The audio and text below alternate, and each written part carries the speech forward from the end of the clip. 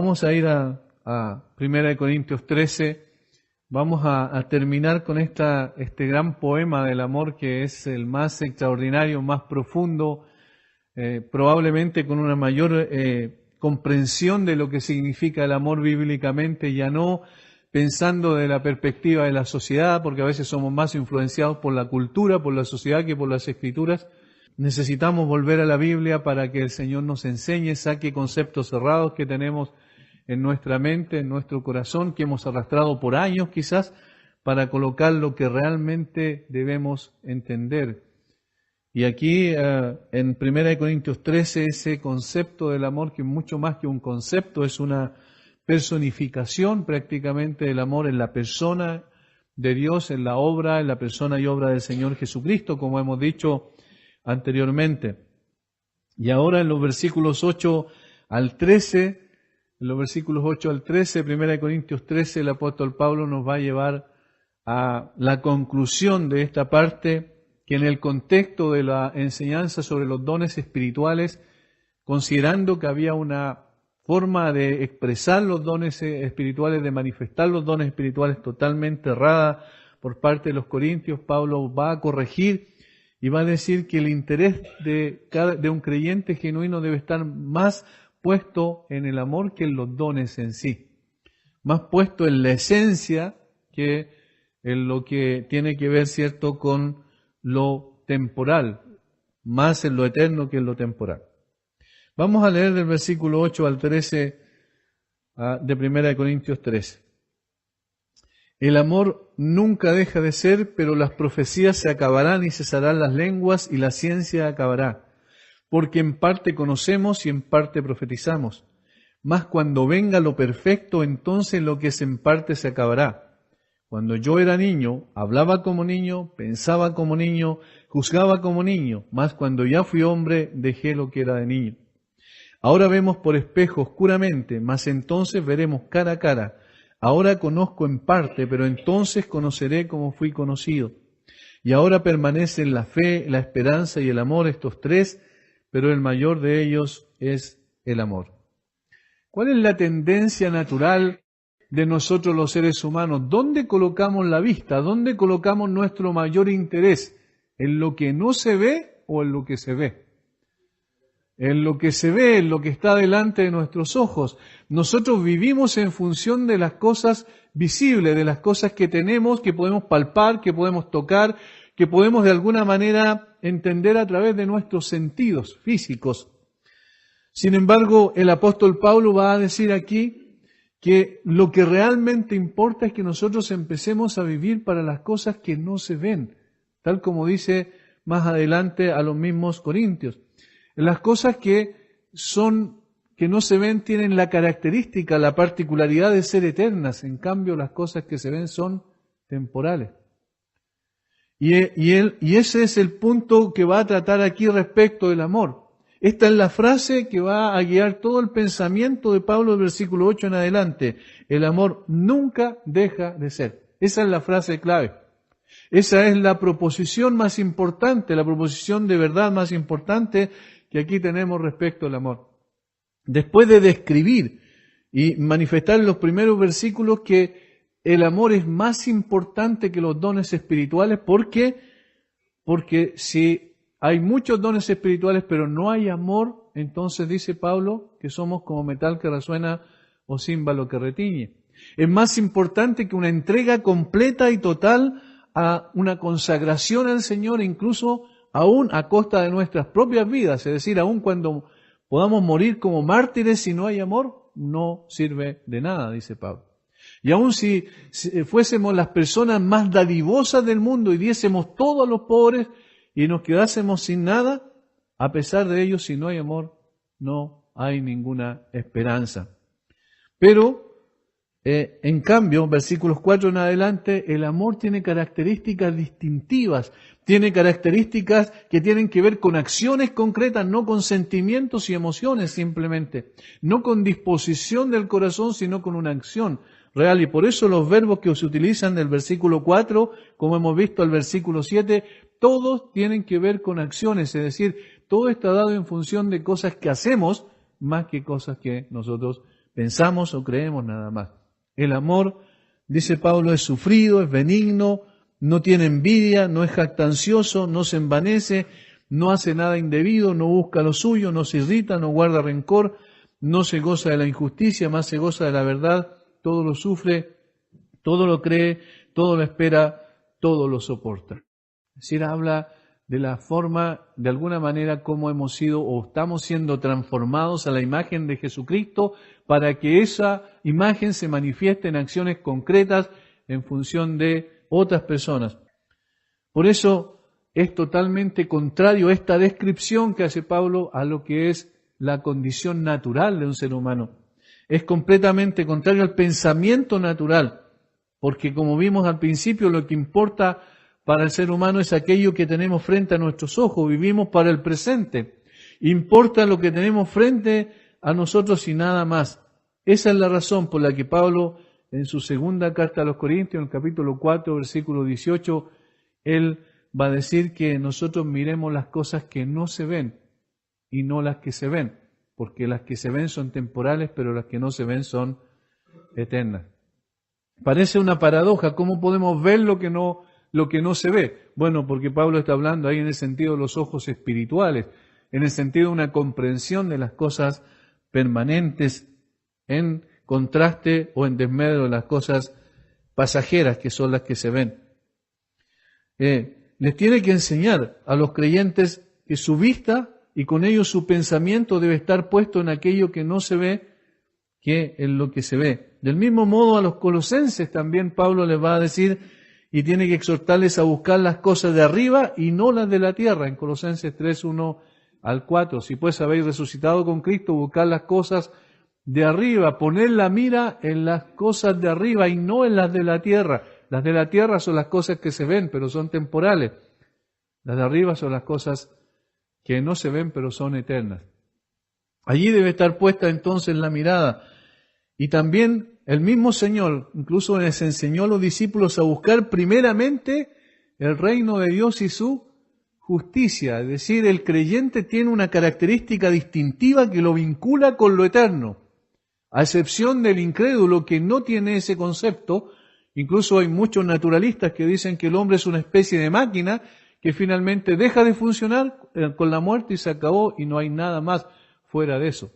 Es como una especie de robot o cualquier otra maquinaria que nosotros tenemos que de un momento a otro falló y se echó a perder y ya no funciona más y no hay nada más trascendente que no trasciende, digamos. De esa misma manera, la mayoría de los seres humanos viven en función de eso, pero el creyente tiene una visión de lo eterno, de lo permanente, de aquello que trasciende, que va más allá de las cosas de esta tierra. En cada uno de esos casos que hemos mencionado, cuando el Señor dice que busquen primeramente el reino de Dios, que hagan tesoros en el cielo y no en la tierra, es el mismo concepto. Cuando Pablo dice que busquemos las cosas de arriba y no las de la tierra, y cuando también les enseña a mirar lo que no se ve, a colocar la mirada en lo que no se ve y no en lo que se ve, el concepto es el mismo. Es también el caso de los versículos 8 en adelante, cuando Pablo va a concluir con esta poema del amor. Pablo les dijo a los corintios que el amor era el camino más excelente. Recuerden el capítulo 12, versículo 31. Yo les muestro un camino más excelente. Y por tanto para ellos debía ser prioritario en la manera en que ellos vivían su cristianismo. No era opcional, sino propio de aquellos que se identificaban con Cristo y representaban a Cristo en el mundo, porque el creyente es un representante de Cristo en este mundo. Es un embajador del reino de los cielos en un reino distinto al que no pertenecen, como es el caso de este sistema de cosas. Recuerden lo que dice, somos embajadores en nombre de Cristo, dice Pablo también en su segunda carta a los Corintios, y llevamos un mensaje y tenemos una representación de ese Señor, de ese reino de los cielos que se manifiesta aquí en la tierra a través de la iglesia, a través de los creyentes. La razón principal es que el amor nunca deja de ser. Es eterno, es atemporal, es permanente. Esa es la enseñanza principal de los versículos 8 en adelante. Después va a ilustrar Pablo con algunas otras cosas para poder dar a entender el mismo concepto. Este es el principal tema que aparece en los versículos 8 en adelante. El amor nunca deja de ser. Es atemporal. Mientras que, en contraste, todas las otras cosas, todas, absolutamente todas, incluyendo aún las cosas que el Señor nos da y nos concede en esta tierra, son pasajeros, son perecederos, son temporales. Y eso es lo que va a decirnos, y aquí hay una cosa importante. Nosotros tenemos que aprender a vivir en función de lo eterno y no de lo temporal. Nuestros esfuerzos deben estar puestos para lograr cosas para la eternidad y no para este sistema de cosas. Porque todo va a pasar aquí. Todo lo que tenemos, todo lo que somos nosotros, incluso físicamente, es temporal. Pero nuestra mirada debe estar puesta un poco más arriba. Ahora, nos preguntamos cuánto nos parecemos a los corintios, ¿cierto? Cuán similares a ellos somos, porque es fácil criticar a una iglesia que no vivía de acuerdo a las normas de Dios, que tenía falencias tremendas. La iglesia que expresa a través de lo que tenemos escrito más falencias era la iglesia de Corinto, sin lugar a dudas. Sin embargo, nosotros nos parecemos mucho. Fíjense un detalle, el contexto de estos capítulos, de este capítulo 13, es en medio de una enseñanza, de una corrección que el apóstol quiere hacer respecto al mal uso de los dones espirituales. ¿Por qué? Porque los corintios estaban resaltando algunos dones espirituales que eran muy visibles, eran muy notorios. Y Pablo está diciendo, no coloquen la mira en los dones espirituales, sino coloca la mira en el amor, porque el amor trasciende a los dones espirituales. Porque el amor va más allá de los dones espirituales. Porque los dones espirituales son para esta tierra mientras estamos aquí. Pero el amor va más allá de ello. El amor nunca deja de ser. Muchas veces nuestras prioridades no concuerdan con las de Dios, puesto que nuestros intereses están puestos en lo temporal y no en lo eterno. Nuestra mirada en la tierra y no en el cielo. Nuestra preocupación en agradarnos muchas veces a nosotros mismos antes que agradar a Dios. Muchas veces ponemos la mirada en los dones antes que en el dador de los dones. Y en este caso es Dios en el cual está manifestada la expresión más grande y la definición más perfecta del amor. En consecuencia, nuestra mirada tiene que estar puesta allí y no en lo que Él nos concede. Ellos enfatizaban mucho los dones espirituales, especialmente los dones más evidentes. Y por eso es que aquí menciona otra vez esos 3 dones por los cuales se sentían orgullosos los corintios. Recuerden, miren cómo se reiteran estos mismos dones. Por eso Pablo coloca énfasis allí, porque allí estaba el problema. Los primeros versículos. Si yo hablase lenguas humanas y angélicas, ahí está, el primer don, ¿verdad? Versículo 2, y si tuviese profecía y entendiese todos los misterios, ahí está el segundo, el don de profecía. Y tercero, y toda ciencia, el don de ciencia o de conocimiento. Estos eran los dones más evidentes, más espectaculares, entre comillas, más públicos, más notorios. Y entonces los corintios decían, bueno, si nosotros tenemos esos dones, se sentían orgullosos, había en ellos autosuficiencia en ese aspecto y creían de alguna manera que eran más espirituales que otros y por eso menospreciaban a los que no manifestaban esos dones. Entonces Pablo va a decir aquí, cuidado, porque si tenemos todos esos dones y no tenemos amor, no sirve de nada. Y ahora en el versículo 8 en adelante va a decir, porque, y esta es la razón principal, el amor tiene una característica distintiva con respecto a los demás. Es superior a los demás. Tiene una característica que lo diferencia notablemente de todos los dones. El amor nunca deja de ser. Nunca deja de ser. Esto es lo diferente. Los corintios estaban viviendo un cristianismo a su modo. Priorizaban en sus propios deseos al punto que la satisfacción de los mismos, es decir, de sus propios deseos, era más importante que la búsqueda de la santidad. Y por eso habían grandes pecados, pecados muy notorios, muy evidentes en ellos, como inmoralidad sexual, por ejemplo. Estaban siendo transformados por la cultura antes que por la palabra de Dios. Exaltaban en demasía los dones más visibles y espectaculares y menospreciaban por ello a los demás hermanos que no evidenciaban esos dones. Eran egoístas e irreverentes en la celebración de la cena. Tenían pleitos entre ellos, incluso ante las autoridades paganas, según el capítulo 6. Todo esto era parte de la vida cotidiana de los corintios. Y por eso Pablo tiene que decir, el gran problema en la iglesia en realidad era la falta de amor. El gran problema en la iglesia era la falta de conocimiento de la persona de Dios, porque al conocer a Dios conocemos al que es en esencia, como dice Juan en su primera carta, amor. La falta de amor es el problema básico. Por eso, este camino más excelente y sublime que Pablo menciona, es siendo el don más grande de Dios dado a los suyos. Romanos 5:5 dice que Él derramó su amor por el Espíritu Santo que nos fue dado. Es decir, cada creyente entonces disfruta de esta realidad vivencial dentro de su corazón. Y esto no es solo para esta tierra, sino también para la eternidad. ¿Ven la diferencia? Los dones espirituales eran temporales, pero el amor era permanente, eterno. Los dones espirituales eran necesarios para este sistema mientras vivimos aquí, pero el amor va a ser siempre necesario. Los dones son importantes, por supuesto, porque son dados por Dios, porque son capacitaciones especiales, sobrenaturales que Dios coloca en cada uno de sus hijos para la edificación de su iglesia. No estamos menospreciando eso, Pablo tampoco lo está haciendo, sino que está diciendo que el énfasis debe estar puesto en el amor y no en los dones espirituales.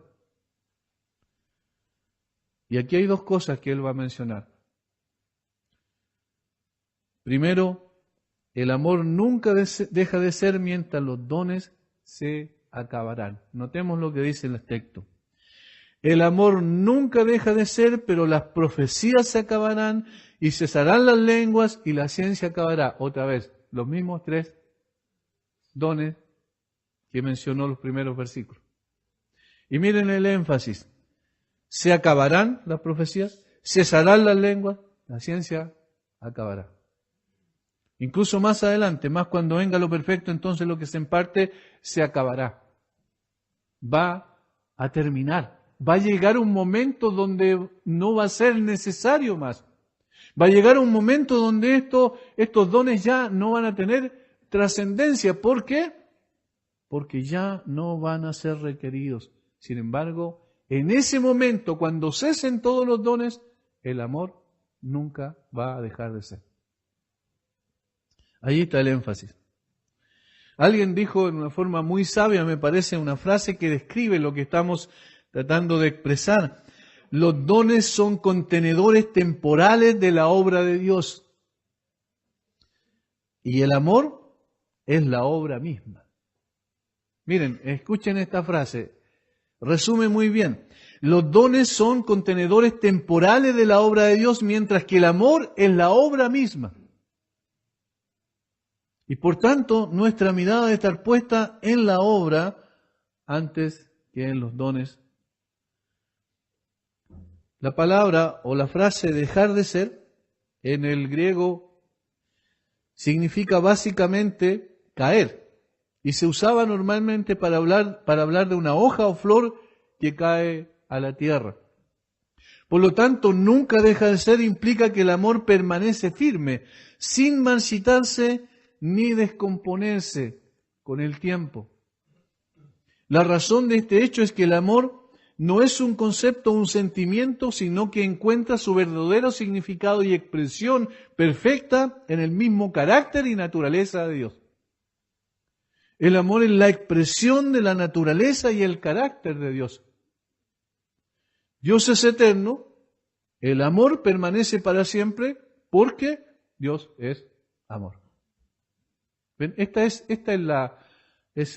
la ecuación. Dios es eterno, o vamos a decir el silogismo, por tanto, el amor permanece para siempre porque Dios permanece para siempre. Esta es la razón principal porque es el más grande de los dones y no tiene competencia con ninguno de ellos. Aún la fe es temporal, al igual que la esperanza, como va a decir más adelante. Y cualquier otro don que necesitamos en esta tierra, pero el amor nunca deja de ser porque nunca dejaremos de manifestarlo. John MacArthur dice, el amor es y lo será siempre la auténtica atmósfera del cielo. El amor es y lo será siempre la auténtica atmósfera del cielo. Hermanos, cuando hablamos del cielo, nosotros siempre enfatizamos también cosas que van a haber en el cielo, pero eso no es importante. No es importante las calles de oro, no es importante el mar de cristal, no es importante todas estas cosas que vamos a encontrar allá. Lo importante es que Dios está allí. Lo importante es que Jesús está en ese lugar. Y lo importante es que nuestra relación con Él va a ser perfecta, no imperfecta como la que tenemos en esta tierra.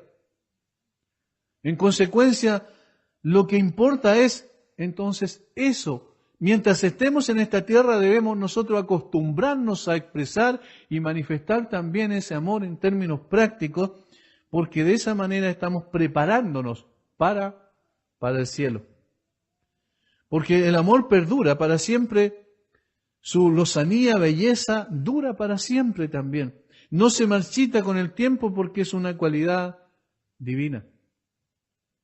El amor es vida y esta vida es eterna.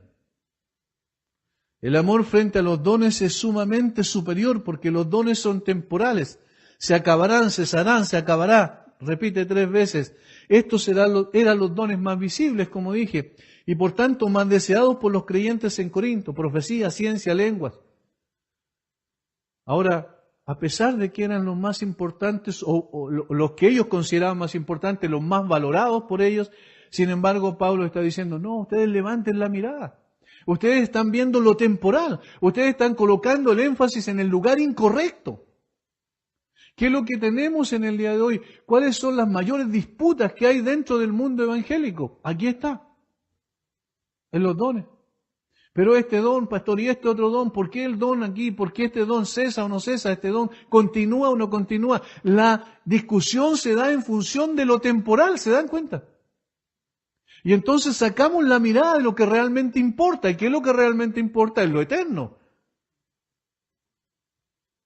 Entonces no estamos preocupados si efectivamente estamos manifestando el amor de Dios que ha sido derramado en nuestros corazones por su Espíritu, sino que estamos más preocupados por discutir algunas cosas que obviamente no tienen nada de malo llegar a discutir, pero lo importante es que lo más trascendente es precisamente el amor. Nunca deja de ser, eso es lo que dice Pablo. Ahora, aquí hay una disputa teológica en este texto, más adelante, hay una disputa teológica. Si efectivamente este texto habla de que van a cesar, por ejemplo, los dones de lenguas o no van a cesar los dones de lenguas, y la verdad es que es una disputa interesante, pero no me parece que en este contexto Pablo quiera hacer ese énfasis. Él lo que quiere enfatizar es precisamente, hermanos, coloquen la mirada en lo eterno y no en lo temporal. Hermanos, coloquen la mirada en el amor y miren y examinen su corazón y su vida si efectivamente están expresando eso o no antes que los dones. Que los dones son importantes para la edificación de la iglesia, el amor es mucho más importante porque trasciende incluso a la existencia de la iglesia en la tierra.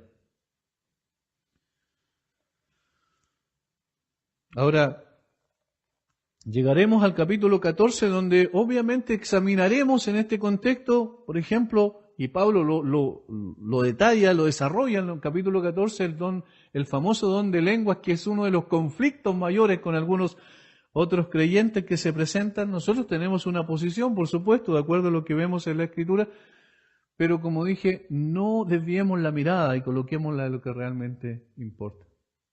Y lo que realmente importa acá es esto, el amor nunca deja de ser. Pero, en contraste, ese es gramaticalmente lo que está diciendo, pero las profecías se acabarán y cesarán las lenguas y la ciencia acabará. ¿Ven? Esto nunca deja de ser, por otro lado, se acabará, cesará. Esa es la comparación que está haciendo aquí el apóstol Pablo. Por eso no es mi objetivo por ahora profundizar en el tema controversial porque no es el propósito del texto, puesto que Pablo por ahora está destacando la permanencia del amor versus la temporalidad de los dones. Y obviamente yo no quiero desviarme del tema ni tampoco llevarles a ustedes a desviarse precisamente del tema principal. A veces nosotros somos dados a eso, a tratar de ver en el texto bíblico algo más y tratar de desmenuzarlo a tal punto de llegar a decir, bueno, esta es la verdad, aquí dice esto, esto, otro. Y la verdad es que lo que Pablo está diciendo aquí, y el tema de todo el capítulo 13 es precisamente el amor, que es superior a los dones espirituales, porque, aquí está diciendo, es eterno, en cambio los dones espirituales son temporales. Lo que está transmitiendo aquí es, en una forma de parafrasearlo, hermanos, los dones más espectaculares y a los cuales ustedes le prestan tanta atención y se sienten tan orgullosos y se creen tan espirituales por poseerlos, son pasajeros y temporales, mientras que el amor permanece para siempre. Él es eterno, nunca caerá, siempre se requerirá, aún en los cielos. Versículo 9 en adelante, la razón, y esta es la segunda parte, es que el amor nunca deja de ser, mientras que los dones son parciales, incompletos. Miren lo que dice. Porque en parte conocemos, ahí está el don de la ciencia, y en parte profetizamos, ahí está el don de la profecía. En parte conocemos, en parte profetizamos. Mas cuando venga lo perfecto, entonces lo que es en parte se acabará. Y miren cómo ilustra. Cuando yo era niño, hablaba como niño, pensaba como niño, juzgaba como niño, mas cuando ya fui hombre, dejé lo que era de niño. Hay un cambio que Pablo está diciendo aquí que se produce. ¿Y por qué se produce ese cambio? Pablo está enfatizando aquí, los dones son parciales, es decir, no es que estén incompletos en sí mismos, pero son parciales. ¿Por qué? Porque no conducen a la perfección de la persona. Los dones no son dados porque somos mejores creyentes que otros, como muchas veces la gente cree. Los dones son dados por el Espíritu como Él quiere, reparte a cada uno como Él quiere, dice la Escritura. Ahora, todavía, a pesar de eso, todavía no estamos completos. En parte conocemos, en parte profetizamos. Es interesante que en el versículo 9 Pablo menciona solo dos de los dones, profecía y ciencia. En parte conocemos y en parte profetizamos. El don de lengua no aparece. El punto en todo caso importante es que estos dones son incompletos, porque tendrán su término, llegarán a su conclusión, al igual que cualquier otro don, pero especialmente aquellos que siguen vigentes en la iglesia hoy. No en el sentido que los dones sean imperfectos, sino que aquellos que los ejercemos somos imperfectos y limitados. ¿Alguien puede decir que nosotros conocemos todo lo que teníamos que conocer? ¿Alguien puede decir que va a llegar un momento en esta tierra donde nuestro conocimiento va a ser tan completo y perfecto que ya no vamos a necesitar más conocimiento? ¿Saben ustedes que lo contrario es lo que se va produciendo? En la medida en que nosotros vamos conociendo más a Dios, vamos descubriendo por su palabra y por la guía del Espíritu Santo que nos hace entender su palabra, más a Dios, más su carácter, más sus propósitos, más necesidad tenemos de conocimiento. Porque nos empequeñecemos, porque nos damos cuenta de que es parcial nuestro conocimiento, que es completamente limitado. Y eso es el énfasis aquí, en parte, lo que es en parte, todavía parcialmente conocemos, parcialmente profetizamos, dice Pablo.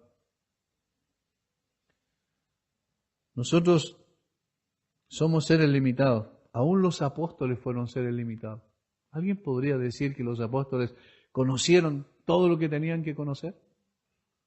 En absoluto. Tenían muchas deficiencias todavía.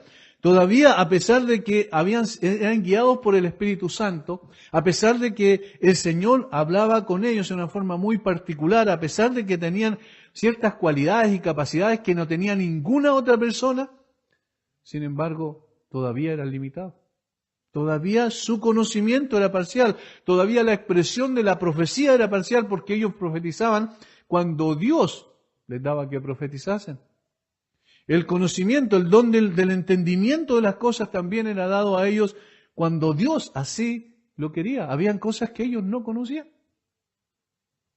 Entonces los dones son parciales, no son completos. No hay perfección en ninguno de nosotros. Mientras estemos en el cuerpo será imposible entender y conocer todas las cosas. Y Pablo lo reconoció. Cuando después de este tratado teológico tan profundo como es el libro de Romanos, él llega finalmente al capítulo 11 cuando comienza con la aplicación y el apóstol dice esta expresión que es una doxología, que es una exaltación de Dios. En el versículo 33 es como que queda impactado, asombrado con todo lo que Dios le ha dado cuando está llegando al final de la parte teológica de la carta, para empezar en el capítulo 12 la aplicación. En el capítulo 11, versículo 33 dice, oh profundidad de las riquezas, de la sabiduría y de la ciencia de Dios, cuán insondables son sus juicios e inescrutables sus caminos. Incomprensibles, ininvestigables significa eso. O sea, queda impactado, no puede ser. Porque ¿quién entendió la mente del Señor o quién fue su consejero o quién le dio al primero para que le fuese recompensado?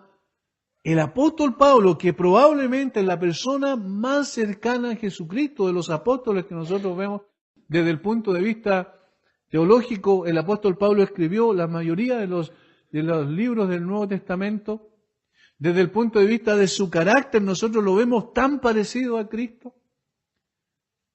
Y sin embargo, él dice, no puede ser tanto ilimitado conocimiento, entendimiento de las cosas yo no tengo. Yo me quedo impactado por la grandeza de Dios, por la profundidad de sus caminos. Son inexplicables, inexpresables, no puedo entenderlos, son ininvestigables. Aunque gaste toda mi vida y 1000 vidas, nunca podré llegar al conocimiento completo. Porque en parte conocemos y en parte profetizamos. Eso es lo que pasa. Por eso es que alguien no puede decir, mira, yo ya no voy más a la iglesia o no leo más la Biblia porque ya lo conozco todo. Eso sería una expresión de orgullo y jactancia ridícula, ¿verdad? Sabemos que no es así, en parte. Ahora, aquí está la clave de todo este párrafo. Dice, pero cuando venga lo perfecto, entonces lo que es en parte se acabará. Y otra vez aquí hay una tremenda discusión teológica y hay mucha posición, pero evidentemente lo que es más lógico y razonable y tiene más sentido es que cuando está hablando de lo perfecto, está hablando del momento en que todo se perfeccionará, en que será completado el cuadro, y eso no será mientras estemos en esta tierra. En consecuencia, lo perfecto aquí tiene que ver al tiempo en cuando seamos glorificados en el estado eterno de los creyentes. Ya no seremos parciales en ese momento, sino estaremos completos. Ya la circunferencia no estará hasta la mitad, sino será completada. En ese momento, entonces cuando Pablo está hablando aquí, porque en parte conocemos y en parte profetizamos más, cuando venga lo perfecto, es decir, cuando seamos glorificados, cuando estemos en el estado eterno, ya lo que es en parte se acabará. Es decir, ya no hay parcialidad, sino que habrá perfección absoluta y habrá plenitud. Y en la presencia de Dios, sin relación con el pecado, sin el estorbo que es el pecado en esta tierra, vamos a poder contemplar las cosas tal como eran. Y entonces, en ese estado, ya el don de profecía, el don de lengua, el don de ciencia y todos los dones no van a tener ninguna importancia en ese contexto, cuando ya estemos en la presencia de Dios.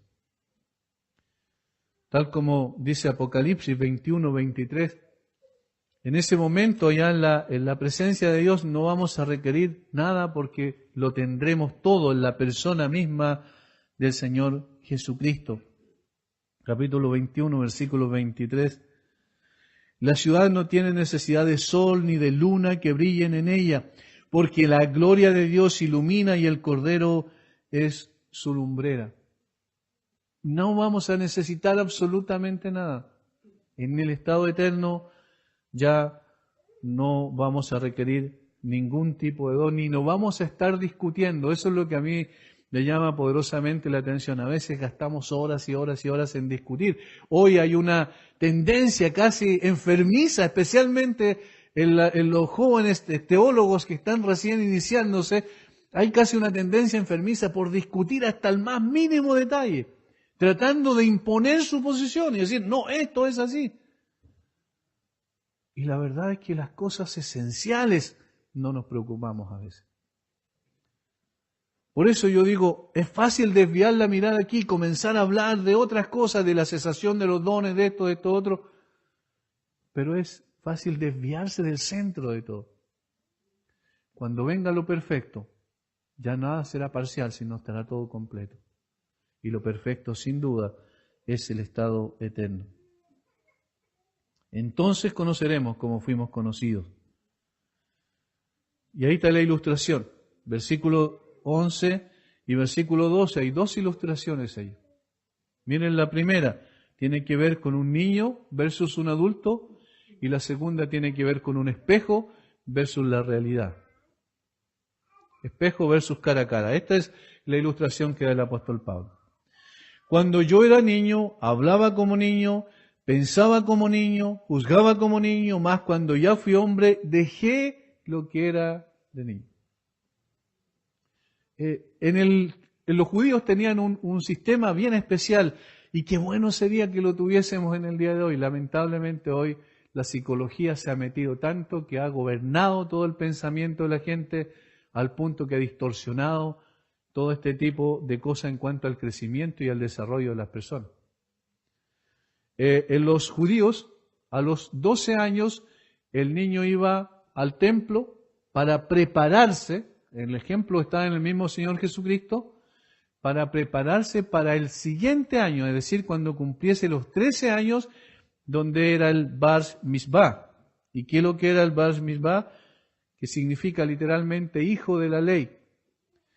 Lo que ocurría en el Bar Mizvah, que había una ceremonia donde el niño pasaba de ser niño a adulto, pero en el mismo momento. En este momento, antes de la ceremonia era niño, después de la ceremonia era adulto. Es decir, habían 2 etapas nomás. Hasta los 13 años, niño, de los 13 años en adelante, adulto. No había adolescentes, preadolescentes, prejuveniles, como en tantas iglesias se hace este tipo de cosas, una separación del punto de vista de la psicología más que nada. Pero ¿cuál es el punto acá?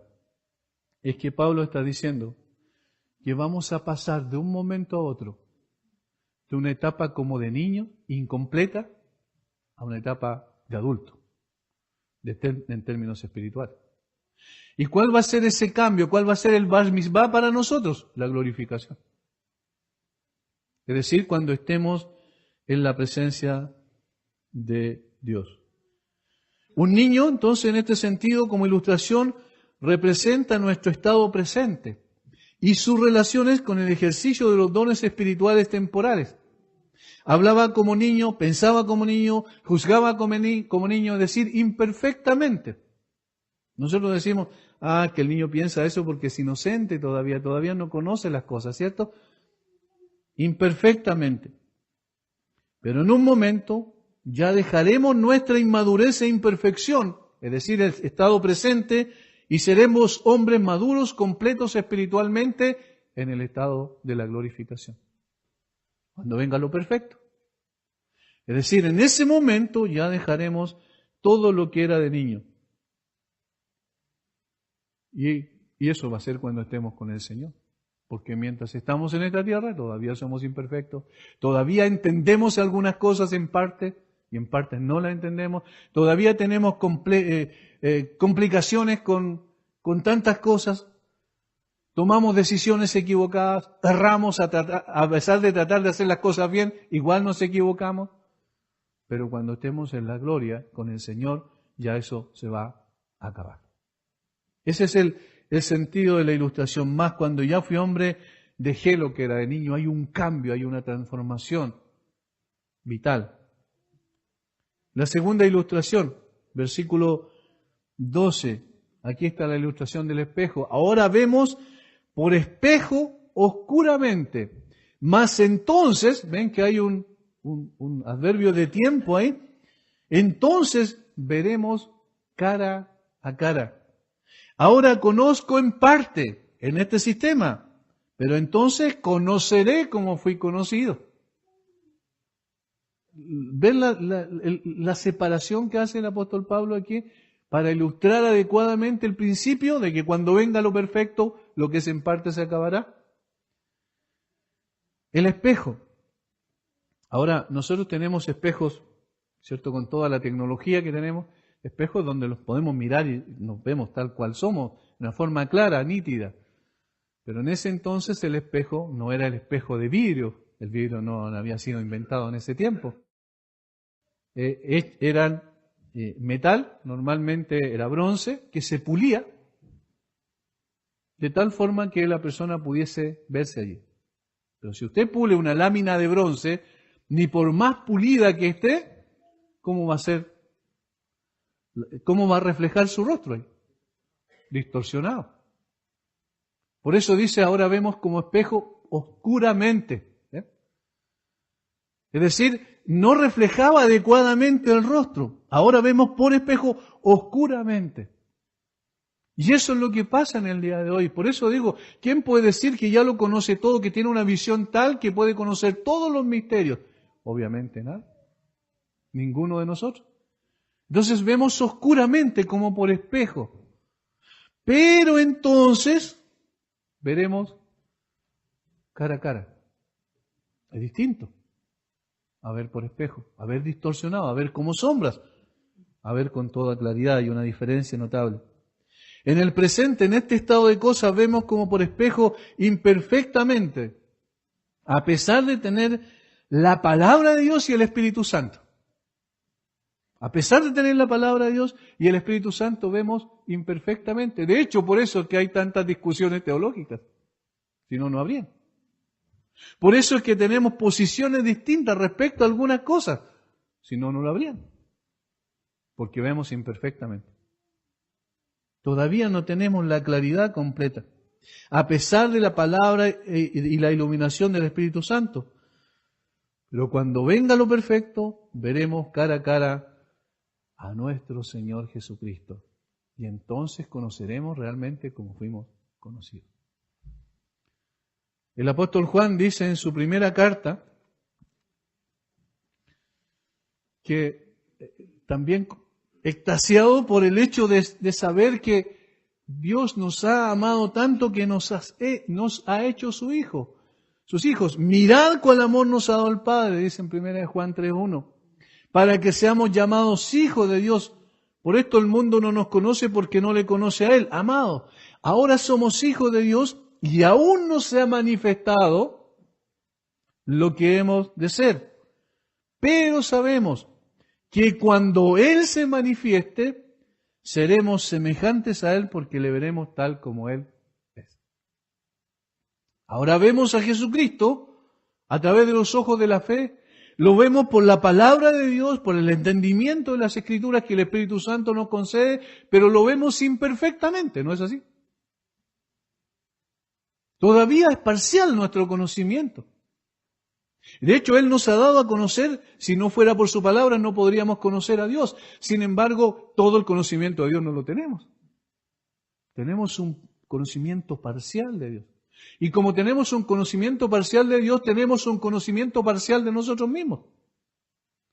Pero cuando venga lo perfecto, es decir, cuando seamos glorificados, cuando estemos en la presencia de Dios, vamos a tener un conocimiento adecuado de la persona de Jesús y en consecuencia tendremos un conocimiento correcto de nosotros. Por eso es que Pablo dice enseguida, entonces veremos cara a cara. Ahora conozco en parte, pero entonces conoceré como fui conocido. Una de las cosas que uno siempre piensa realmente va a ser extraordinario cuando yo mire para atrás y diga, y yo pensaba eso, estaba completamente equivocado. Ahora sí, ahora entiendo las cosas. Ahora tengo una comprensión cabal. Pero esa comprensión va a ser al estar en la presencia de Dios. Entonces, es parcial todavía. Aún con todos los dones espirituales que podamos tener, nuestro conocimiento es parcial, es limitado. Estamos esperando el momento en que el Señor se manifieste o nosotros partamos a su presencia para ver con más claridad. Ahora podemos entender las cosas en una forma completa. El Spurgeon dice, el famoso predicador del siglo XIX, dice, si supiéramos más de nuestra propia pecaminosidad, podríamos ir a la desesperación. Si supiéramos más de nuestra propia pecaminosidad aquí en la tierra, mientras estamos en este sistema, podríamos ir a la desesperación. Si conociéramos más de la gloria de Dios, podríamos morir de terror. Si tuviéramos más entendimiento, a menos que tuviéramos una capacidad equivalente para emplearlo, podríamos ser llenos de presunción. Además de que somos fácilmente, se infla nuestro orgullo, imagínense, si tuviéramos más conocimiento.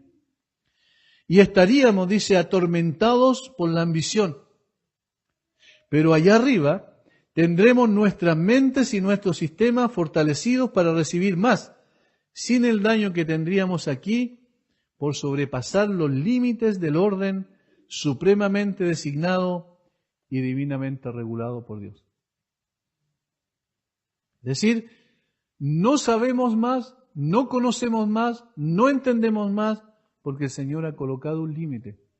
Si realmente entendiéramos más de la gloria de Dios, seríamos devastados por el terror. Si realmente entendiéramos más de nuestra pecaminosidad, seríamos aplastados por nuestra culpa. Es decir, Dios nos da la medida de conocimiento que necesitamos, que requerimos mientras vivimos en esta tierra. Pero en la presencia de Dios ya no habrá ninguna limitación. Porque allí podremos tener ese conocimiento y podremos también absorber adecuadamente ese conocimiento. Porque vamos a tener una imagen mucho más completa de Dios y a pesar de eso vamos a regocijarnos en Él. Vamos a ver la gloria de Dios en una magnitud que nunca, mientras estemos en esta tierra, podemos ver por la causa del pecado y vamos a regocijarnos en Él. Vamos a ver nuestra condición y vamos a ver nuestra condición de perfección. Y entonces no va a haber terror y entonces no va a haber culpa. Pero mientras estamos en esta tierra, tenemos una imagen de Dios, un conocimiento de Dios todavía parcial. Y por eso los dones espirituales también son parciales en ese sentido. En parte profetizamos, en parte conocemos, pero lo que es en parte se acabará. Otra vez, recordemos que el tema es el amor y está diciendo, pero el amor no se acaba. El amor permanece, mientras todo lo demás tiene un fin. Y eso es lo que dice en la conclusión del versículo 13. Y ahora permanece la fe, la esperanza y el amor. Estos tres, pero el mayor de ellos es el amor. Ahora, todavía necesitamos la fe, porque por fe andamos, no por vista. Dice el apóstol Pedro en su primera carta que en realidad nosotros somos bienaventurados, somos dichosos porque creímos sin haberle visto.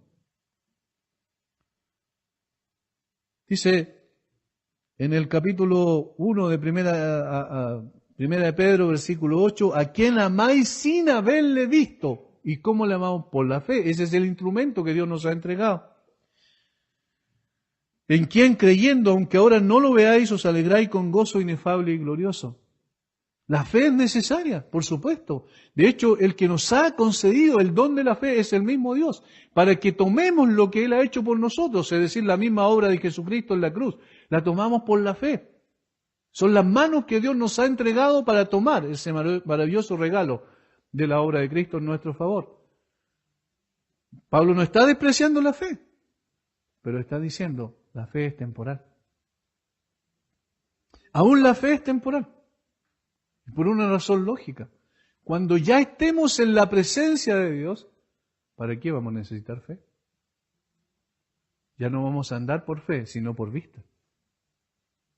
Vamos a verlo a Él, vamos a estar con Él. En consecuencia, ya no vamos a estar diciendo, yo creo en el Señor aunque no lo he visto, yo creo en el Señor aunque nunca he tenido la experiencia de estar con Él, del punto de vista físico, real, digamos, presencial, pero cuando estemos con el Señor ya la fe no va a ser necesaria.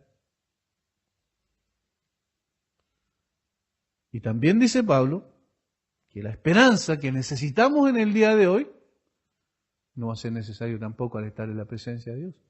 Porque ¿qué es lo que estamos esperando? Precisamente eso. Somos renacidos, dice el apóstol Pedro en capítulo 1 de su primera carta, versículo 3, para una esperanza viva. Somos renacidos para una esperanza viva, pero ¿dónde esperamos? Aquí en esta tierra. ¿Qué esperamos? Estar con Él. ¿Y cuando estemos con Él? ¿Será necesario? ¿Ven que cuando venga lo perfecto es lo que determina eso? Cuando venga lo perfecto, es decir, cuando estemos en estado de gloria con el Señor, ya no vamos a necesitar la esperanza, ya no vamos a necesitar la fe, pero aquí todavía la necesitamos igual como los dones espirituales. Pero el amor trasciende eso.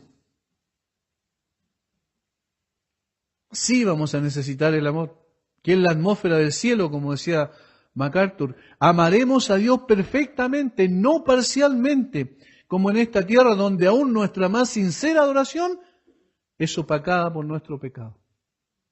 ¿Verdad? Nuestra más sincera adoración en la tierra es opacada por nuestro pecado. Aunque lo hagamos con toda la disposición de nuestra alma, todavía el pecado es un obstáculo. Allá nuestro amor, adoración y servicio será perfecto. Y para siempre nos amaremos el uno con el otro en forma perfecta, sin envidias, egoísmo o intereses personales. Yo no sé si les pasa lo mismo, pero cuando uno piensa en la eternidad, ¿cómo quisiera estar luego en la eternidad? ¿Cierto? Porque aquí todavía tenemos envidias, porque aquí todavía somos egoístas, porque aquí todavía tenemos nuestros intereses personales como lo más importante. ¿Cómo quisiéramos deshacernos de eso, sacarnos eso de una vez para estar en la presencia de Dios? Pero eso va a ser posible. Eso es lo que dice la Escritura. Y esa es nuestra esperanza bienaventurada. Que Cristo regrese por nosotros o nosotros partamos a su presencia. Y entonces estaremos con Él. Pablo dijo que preferiría estar con Cristo porque es muchísimo mejor. Y en realidad eso es lo que está diciendo aquí. La fe, la esperanza y el amor permanecen, estos tres, pero el mayor de ellos es el amor por su perdurabilidad, porque permanece para siempre, porque lo vamos a requerir. Nosotros humanamente pensamos en estas cosas. Bueno, mi papá o mi mamá o qué sé yo, mis parientes se fueron con Cristo, que bueno, lo voy a volver a ver allá, allá nos vamos a juntar. Allá cada uno de nosotros vamos a amar perfectamente a todos, no solo a nuestros parientes. A todos. No va a haber diferencias, no va a haber niveles de amor, porque el amor será perfecto.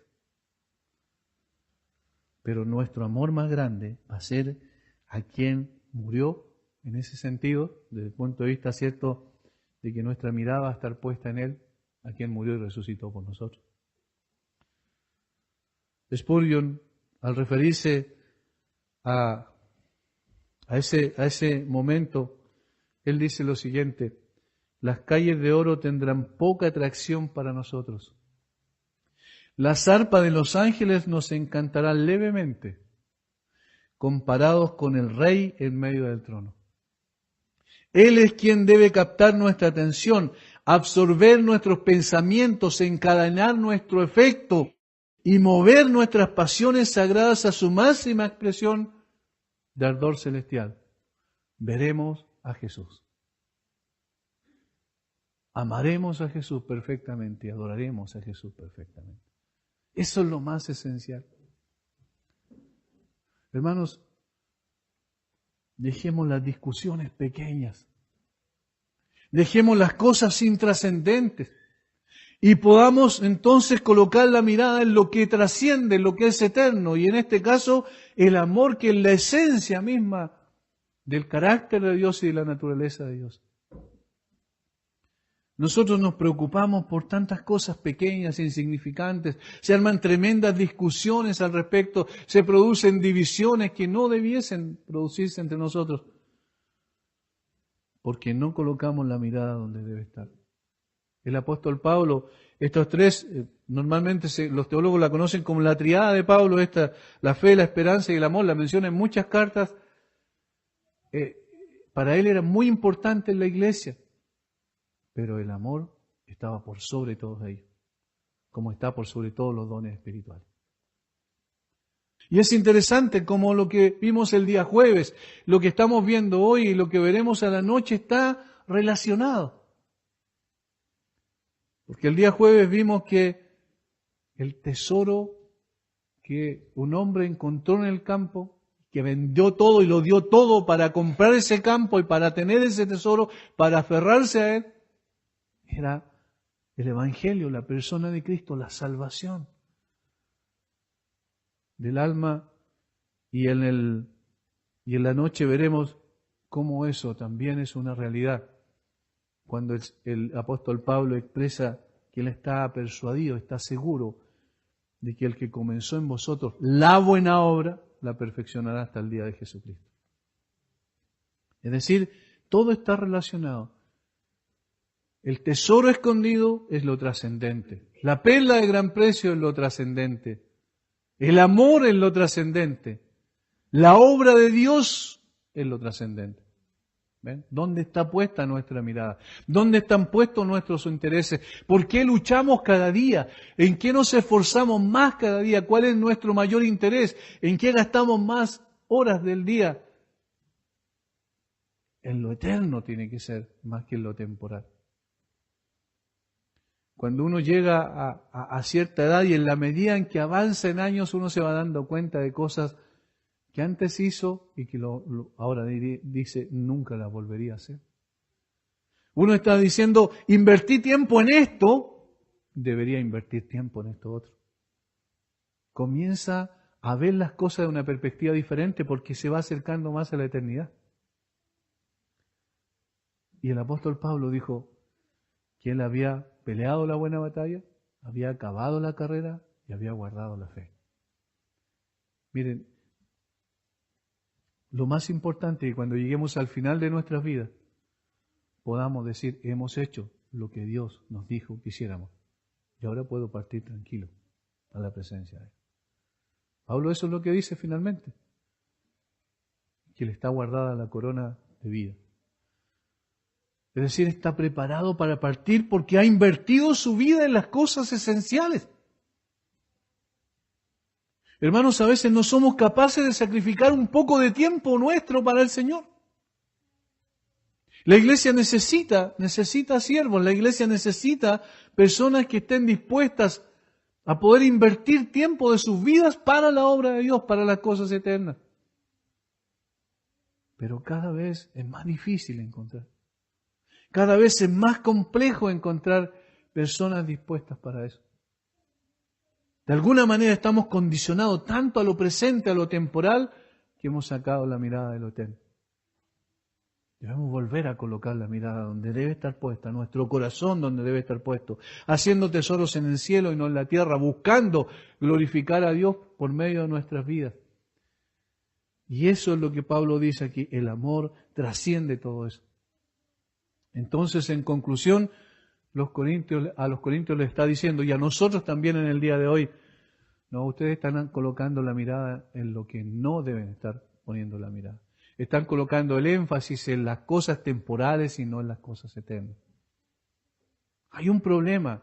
Había un problema en ese tiempo en la iglesia, hay un problema en el día de hoy también en nuestras vidas.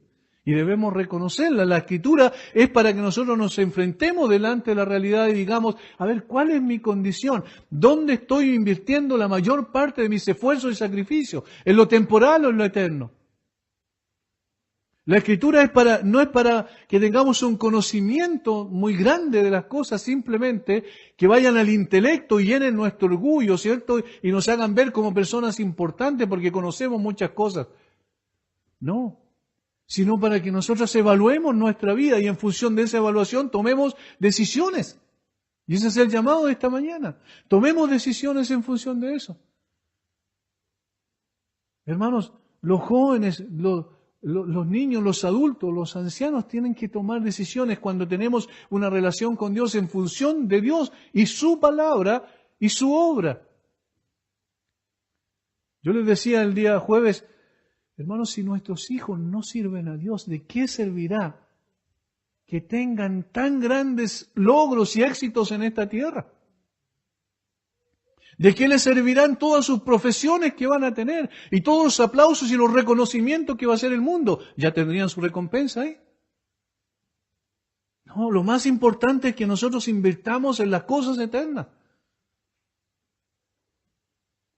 Y es como el tan lógico, ¿cierto? Podríamos decir, si supiéramos, por ejemplo, que nosotros necesitamos depositar todo lo que tenemos en un banco, pero entendiéramos que ese banco va a tener una duración de una semana y después de esa semana va a ser saqueado y no va a quedar nada. Y nuestros ahorros van a desaparecer. ¿Invertiríamos todo lo que somos y lo que tenemos en eso? Cualquier persona sensata diría, en absoluto, ¿cierto? Lo que uno quiere de un banco es seguridad. Bueno, muchas veces estamos invirtiendo todo en esta tierra. Y esta tierra va a pasar. Los cielos y la tierra pasarán. Todo lo que hay aquí pasará. Y entonces, ¿cómo podemos invertir todo aquí? Pero el que hace la voluntad de Dios permanece para siempre. Todo lo que invirtamos para lo eterno, eso va a permanecer. Y el amor es así. El amor es eterno. El amor nunca deja de ser. El amor es más importante que todos los dones espirituales y todas las cualificaciones espirituales que tengamos en esta tierra. Allí debe estar puesto nuestro esfuerzo, nuestro sacrificio. Criemos a nuestros hijos para que vean las cosas eternas como lo más importante. Guiemos sus vidas para que eso sea así. Nosotros no vamos a definir posteriormente sus determinaciones. Ellos van a definir su propio camino. Pero obviamente tienen que ver en nosotros a personas que realmente no solo digamos que lo eterno es más importante, sino también vivamos como en función de eso. Tienen la cualidad de imitar a los adultos, ¿cierto? Los niños. Bueno, hay que imiten eso. Que puedan decir, nuestros padres vivieron para lo eterno. Y yo quiero vivir también para lo eterno. El amor nunca deja de ser. Pero todo lo demás se acabará. Padre, gracias por este tiempo de examinar tu palabra. Gracias por llevarnos, Señor, a una reflexión interna, profunda, al vernos frente a las Escrituras. Tenemos tantas cosas que necesitamos que sean cambiadas en nuestro corazón. En la forma en que vemos las cosas y en la manera en que nosotros actuamos frente a ellas también. Necesitamos de ti. Necesitamos de tu gracia, necesitamos de tu misericordia. Aún estamos viviendo, Señor, en lo temporal y aún estamos viviendo en lo imperfecto. Pero entendemos que nuestra mirada tiene que estar en la meta, allá, al final del camino, donde estaremos un día contigo, Señor. Todo lo que es imperfecto será perfeccionado allá. Y todo lo que es temporal quedará en la nada, se acabará, pero lo que es eterno permanece y el amor es eterno. Padre, estamos todavía en pañales, Señor, desde el punto de vista de expresar y manifestar nuestro amor. Está tan condicionado todavía al pecado, Señor, muchas veces no nos deja avanzar, pero necesitamos avanzar en esto. Amar aunque no seamos amados, dar aunque no recibamos nada. Padre, enséñanos, por favor, a fijar la mirada en lo eterno y no en lo temporal. Bendice a mis hermanos, Señor. Obra en nuestros hijos también, en cada uno de los hijos, de cada uno de los hermanos, para que tu Espíritu Santo les lleve al arrepentimiento y a la fe. Y pueda, Señor, mostrarles a Cristo como la perla de gran precio, como el tesoro más preciado para nuestra alma. Gracias por tu palabra. Oramos en el nombre de Jesús. Amén.